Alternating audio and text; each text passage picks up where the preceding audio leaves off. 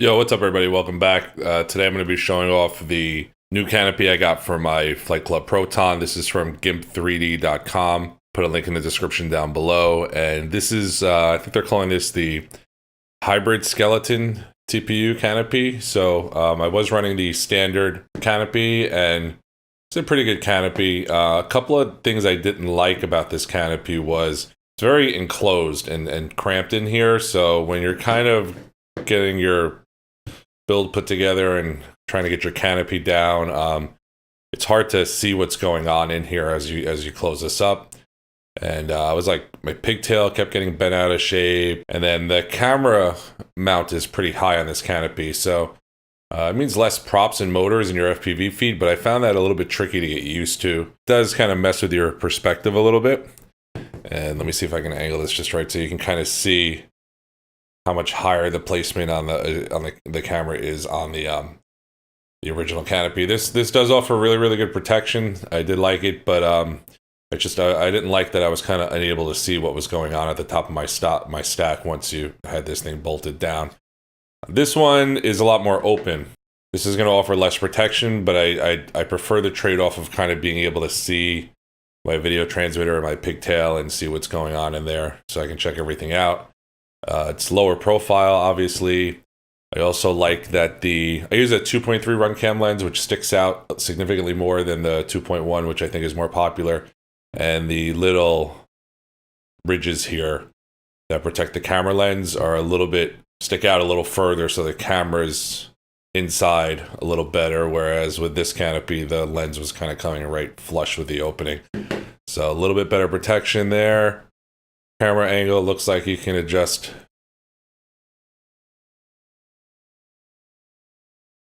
probably 80 degrees or something like that on the top side. And on the low side, that looks like it's somewhere around maybe 25 degrees. Good range of camera angles there. The way the antennas come out, the RX antenna, you can get this with or without the RX antenna and Axii holder. I got it with them, and these antennas are angled back.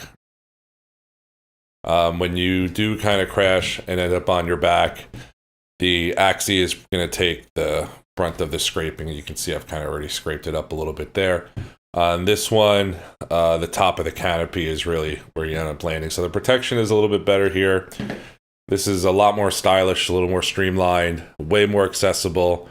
There's actually more room in here because the back is not as closed off. So I was able to kind of squeeze my cap in here where I used to have to strap it on the outside of the quad to one of the arms with this canopy. This goes for, I think it's 18 bucks, and for like $1.50.